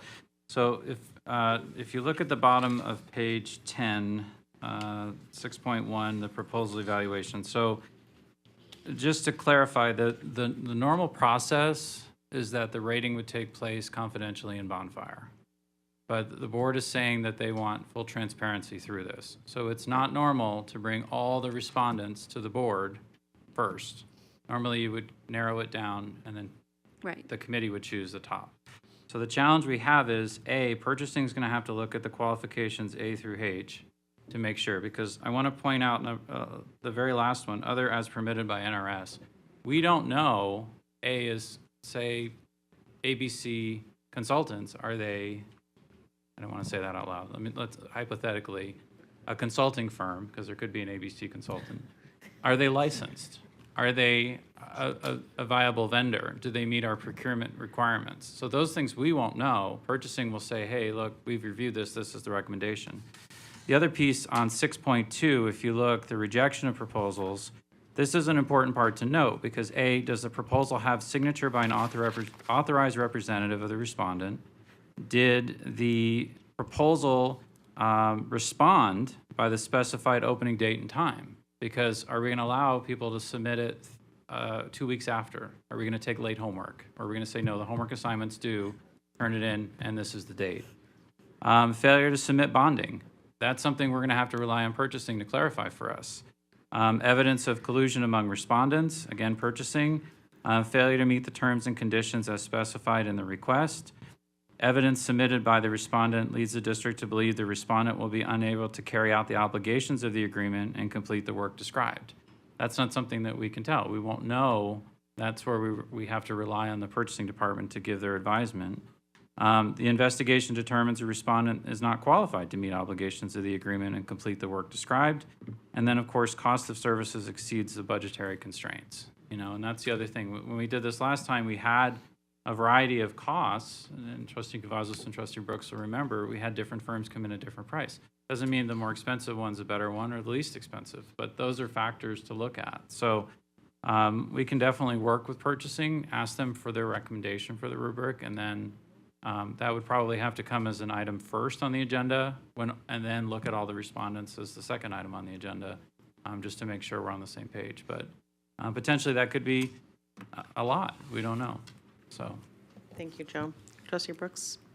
So it sounds like the language where it says evaluation committee will review the proposals and determine the best is maybe not accurate wording. They're going to just determine which ones meet these minimum qualifications. And then I think we build into the process that there is a meeting between reviewing this and after it posts, sometime before we actually review these, that the board has a meeting to discuss weights for different categories of things that we've requested of them, like proof of experience or something, because I don't know that this rubric is going to get us there if we're going to try to make this subjective. Right. very good. Thank you, Trustee Brooks. I hear what both you and Trustee Johnson are saying, that need to be clear about how we're going to be measuring these vendors against each other. Got it. Okay. Trustee Cavazos? Thank you, Madam President. I just want to backtrack for a little bit as our discussion is progressing. I wanted to agree with Trustee Brooks where she had said, you know, going through all this, 11 people are not going to agree on every single thing here. So if we could just repeat, you know, what Trustee Brooks' suggestion was that you and our board liaison, Joe Caruso, can you just repeat what that recommendation was, and that seems like what we're going forward with? Can you just repeat that? Forgive me, Trustee Cavazos. Are you asking Trustee Brooks to repeat that, or me? You. Me. Oh, me. I was You can help doodling. each other. You were no, I was doodling over here, making sure that I noted rubric, and there's little hearts on it. So I just want you to know that I was not listening fully. Forgive me. Can you please repeat what you asked? Yes, on the previous, I was agreeing with Trustee Brooks that, you know, we didn't have any material ahead of time, so in sympathy for the audience and ourselves, as we're slogging through this, you know, forgive me for saying that, working through this, that, you know, what was the agreement that you and Joe Caruso were going to do what as far as just the two of you? I'm sorry, I did not. I was doodling too, so forgive Okay, me, I good. didn't write that down. All right, let's clarify this. That specifically the comment was with respect to November 1st deadline under 5.3 tentative schedule, that the board is in general agreement that we want our superintendent to start by November 1st, and that I would work with Joe Caruso to backwards map that timeline. Okay, thank you so much, I appreciate it. I mean, I am, thank you. That's very specifically, but I believe there's an appetite from the board also to ensure that this work moves forward and work collaboratively with Joe to ensure that members have the information they need and the information they need, and that we schedule meetings in a timely fashion as well. So that's a little bit of all-inclusive that I asked my colleagues. Okay, anything, so questions or edits to sections 7, 8, or 9 at this time, colleagues, with the RFP? If there are no questions, I'm going to review one more time the edits that have been recommended here on page 4, 5. It's fine. We're moving into page 6, where we are asking an additional item to be added to, for vendors to identify any affiliations with boards or groups, et cetera. We want to know that information. Page 7, include the mission, vision, and values of the district. Page 8, include a link to information on the culture and climate study of the district. On page 9 is section E, in conjunction with the board and based on community feedback, that's specific language, and based on community feedback shall be added right before the comma. And page 10, with the tentative schedule, will be worked out with myself and Joe Caruso. We are asking for the desired deadline under 5.3, desired deadline to be November 1st. Followed by part 6, which is 6.1. We're asking for procurement to review the proposals and identify the vendors, identify the vendors who meet the qualifications based on the sections below. And that's all I have at this time. Colleagues, in terms of the edits, changes, additions to the RFP. Trustee Sparza-Stroff again? I would thank you, President Morales, for that comprehensive capture of the revisions. That's a challenging thing to do with a document like this, with all the verbose language in an RFP.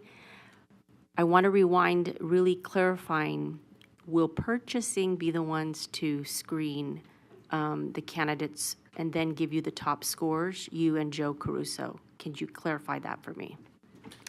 No, I've shared earlier that my recommendation is for procurement to review all the applications to see and ensure that they identify the minimum qualifications that we have here. They will provide us a stack of vendors who meet the minimum qualifications and those that do not.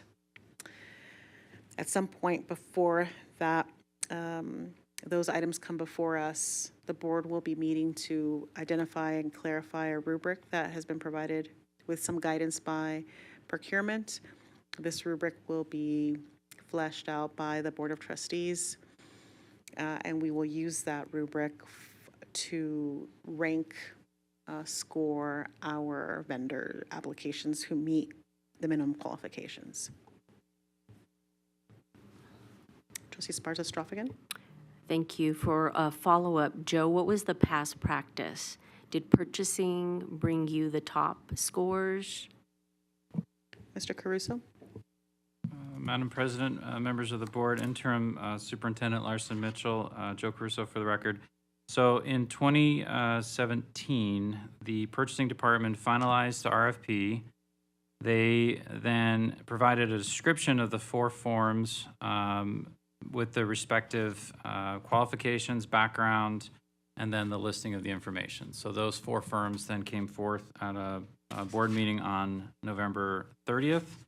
And then from that point, the board then went through the process to make that decision as to which direction they wanted to go in. The difference with this is that if the board is going to commit to that transparency piece, then what purchasing would do is basically we would, under the pleasure of the board, ask them to say, please review all of them. Tell us, is there any red flags, like licensure? And then we would note that, and then still bring everything forth to the board in a public meeting. So regardless if purchasing said we would not recommend this, we would still see that. The board would then make that determination, but then still have the ability to do it. That's not their normal process, but because of the goal to be transparent, that's something that the board, at the pleasure of the board, can request, and we can make that request to them. Thank you, Trustee Sparta-Stroff. Again, thank you, Mr. Caruso. Okay, colleagues, if there are no additional questions or edits or additions, I'm seeking a motion to approve the edits that have been described in this, during this conversation and have been reviewed and recapped several times, and that I work in collaboration with Joe Caruso to move this work forward for the board, specifically around the selection of a firm to support us with the superintendent search. Okay. Trustee Bustamante Adams. Thank you, Madam President. I move to approve the edits that have been described several times. And thank you for that, for recapping. And also for you to work with Mr. Caruso to move this work forward. Thank you, Trustee Bustamante Adams. Trustee Cavazos. I would gladly second that motion. Thank you, Trustee Cavazos. Colleagues, we have a motion by Trustee Bustamante Adams and a second by Trustee Cavazos. Please cast your vote. Thank you, colleagues. That motion passes 7-0. Okay, we're going to move on to item 2.03. Thank you, Mr. Caruso. And thank you, colleagues.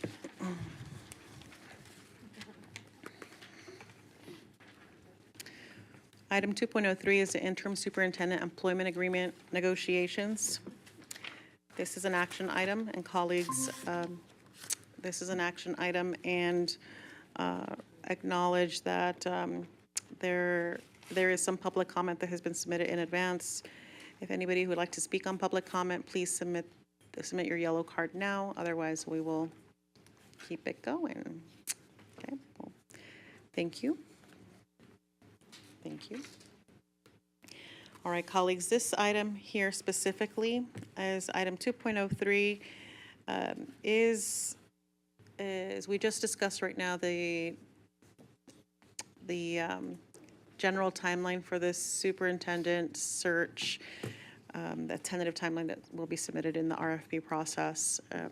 One of the items, this item specifically will provide council the direction to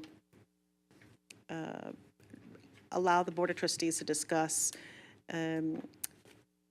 and enter into a conversation with the interim superintendent to ensure that we have an employment agreement. This is standard practice. In the past, when the Board of Trustees have had an interim superintendent, we have had a contract. And so at this point, I'm simply asking the board for permission, asking the board to consider permission for council to enter into negotiations with the interim superintendent. This item, once it's agreed upon, once it's decided what the items that are negotiated, will come back to the Board of Trustees at a public meeting to for a vote on the contract, on the interim contract. Okay. Again, this item gives Board Council direction to negotiate an employment agreement with Dr. Larson Mitchell or her designee to serve as interim superintendent for the Clark County School District. This item, once it is, once we have a contract, will come back before the board for a public meeting and a vote. Trustee Williams? Thank you, Madam President. I was going to make a motion just so that we can move through this, because this, again, like you said, is just directing the board council to go speak to the interim superintendent, Dr. Brenda Larson Mitchell. So if you're ready, I'm ready to make this motion. Thank you, Trustee Williams. I will note your motion. Do I have a second, colleagues? We haven't had public comment. Oh, you're right. Thank you for that reminder. On all fronts, I'm going to hold Trustee Williams' motion, if that's okay, colleagues. And thank you. Thank you. I completely skipped over public comment. I apologize. Mi culpa. All right. Moving on to individuals who signed up in advance. Colleagues, if it's okay, I'm going to start with public comment and then go into discussion. Dr. Beamel, come on up, please. And then after Dr. Beamel, Stephen Phillips. Good evening, Tiffany Beamel for the record. Thank you for addressing the fact that the superintendent deserves a contract to match the work she is doing. No one else was lining up to take this job, and it's kind of that it's taken this long to discuss paying her what she's worth, especially with how much she's done in the position thus far. Hopefully this contract happens more quickly than it did for your educators. As negotiations are happening, I would like to offer the following history lesson. During the Enlightenment, Montesquieu espoused the need for separation of powers and checks and balances. It is important to remember that absolute power corrupts absolutely, and sometimes we need to have checks and balances in place to ensure that best practices are in play. I think everyone would agree that we all want what is best for our students, but giving away all of one's power is not always in the best interest of governance. And as renegotiations are happening, it's something to think about. Perhaps adding in some checks and balances with renegotiations of contracts would restore a little faith in the board and its ability to secure the best choice for our next superintendent. Thank you. Thank you, Dr. Beamel. Stephen? Hello, members of the board. Hello, interim superintendent. My name is Stephen Phillips for the record. I just wanted you all to know that I'm going to be here consistently and every time we have these meetings as we go through the selection process to ensure accountability, transparency, and that we have checks and balances. So just know that. Thank you. Thank you, Mr. Phillips. Do we have any other public comment on this item? Thank you, colleagues. All right, now I'm going to go back to the queue. Trustee Cavazos? Thank you, Madam President. I wasn't ready to make a second, so I had a couple of questions. If I may go forward with that. Yes, please. I wanted to find out, since we do not have any reference material on this, because as you explained, this is simply giving direction to our board council, if I understand correctly, to negotiate. So I would assume that this would not be the meeting where we would have any background information. I was, from the time I've been on the board, I was not in a position where we had an interim and to do a contract. So is there going to be a time? Okay, I'm getting myself in deeper trouble here because of a meeting. Okay, sorry, it's getting late here for a work session. I'm just going to go ahead and withdraw that and just state that we don't have any background information on past interim agreements, but just confirming that this is giving direction to our council to negotiate an interim employment agreement, and then a contract would be returning to the board. That's correct. Thank you. Thank you, Trustee Cavazos. Trustee Bustamante Adams? Thank you, Madam President. I did have, well, my question is, because I've not done this process either yet, and so for my edification, at the moment, our interim superintendent is doing 2 jobs, and during negotiations, does she get to pick the replacement, or how does that work? That's not in the negotiations, right? I just need edification for that. Thank you. Thank you, Trustee Bustamante Adams. You're correct. Dr. Larson Mitchell is doing both the deputy role and the superintendent role. And this employment contract, will not specifically detail the pieces around the operations that she needs to conduct. It will give the board support to ensure that she understands she has clearance to do the work that's needed for the organization to continue to be successful and move forward, and that there are no delays. So the agreement for us is simply a security for us, a security for her to be able to do, to continue this work. We will not, in any case, we wouldn't have any input on who she selects as a deputy. However, the contract simply solidifies that she can make, that our interim superintendent can make, understands that there is a terms of agreement for employment that will allow her to move forward and make the necessary adjustments that need to take place in the organization. Thank you. Thank you, Trustee Bustamante Adams. Trustee Brooks? Thank you, Madam President. I don't really have any questions. I do think it's appropriate to make sure that our interim superintendent is rewarded on par with her male counterpart. And I'm willing to second a motion or make a motion if there are no additional questions. Thank you, Trustee Brooks. I believe Trustee Williams has a motion on the floor. You are interested in seconding. Is that correct? That is correct. Okay. Thank you. I see Trustee Williams in the queue.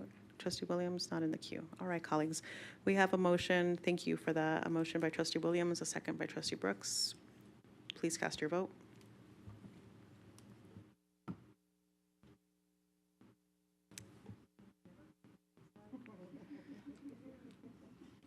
All right, colleagues, thank you. That motion passes 7-0.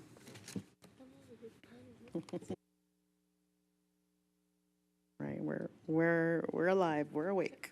All right, colleagues, we're going to move on to item 3.01. That's the public comment on items not listed as action items on the agenda. This is not an action item, excuse me. This is a, anybody who's not had a chance to submit a yellow card for public comment is welcome to do that at this point. We have one individual who signed up in advance and one yellow card so far. Dr. Beamel, come on up, please, and then followed by Stephen Phillips.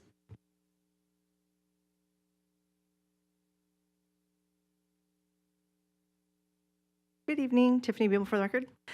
The first time I spoke to the board was to replay a day in my life of teaching. It was just to give a glimpse of what I do and the expectations placed upon myself and my fellow educators on the daily. Last week, Brandon Summers presented on substitute teachers, and it made me pause. Long-term substitute teachers make about $20 to $25 an hour in our district and do just as much work in a day that contract teachers are required to do, sometimes more. They have to teach, write lessons, grade papers, input grades, make parent contact, and use all the crazy computer programs and whatnot that we do. And they do it without benefits, without holidays, without sick days. I can't even imagine doing what I do for so little. It is beyond time to rethink how we treat guest teachers, especially the ones who take on long-term vacancies, and especially the ones in special education positions. At my site, we have 2 long-term guest teachers who are in self-contained classes. They who change diapers, who lift, who chase lopers. That's so much responsibility for so little. They have no sick days, no personal days, and no vacation. Just no pay when there's no school. That brings me to support staff. My amazing office manager works harder than anyone on my campus. Last Thursday, we had 38 teachers out, And she had to find teachers to cover all of those classes because we did not have enough guest teachers. When Dr. Larson Mitchell was on campus at 10 o'clock, or 12 o'clock, I'm sorry, she had just finished placing all the teachers that she needed to place for the day. She saw firsthand how difficult that is. She does all of this and makes less than a CSM. When guest teachers, office managers, and registrars can make almost as much as starting employees at Sonic and Starbucks, something is wrong with the system. Office managers and registrar positions need their tiers revisited. They work so hard and are responsible for so much. When angry parents storm the office, it's not CSMs who stop them, it's the office staff. They need hazard pay or something too. With how much responsibility is heaped on these positions, they should definitely be higher than level 46 and 50. Thank you. Thank you, Dr. Biemel. Stephen?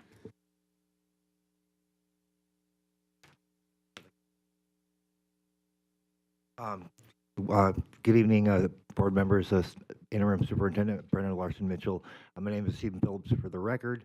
On the October 12th, 2023 meeting, I had passed out some flyers to be put on the public record. They were not, so I passed them out again. Please, each of you request a copy, and please put it on the record. I'll be checking board docs. Also, I wanted to address an issue that happened to my nephew a couple weeks ago at school. He had some eye allergies from cat allergies, so his eyes were red, but the staff treated him like as if he was doing something he wasn't supposed to do, and accusing him of smoking and all sorts of stuff that he doesn't even get caught up in.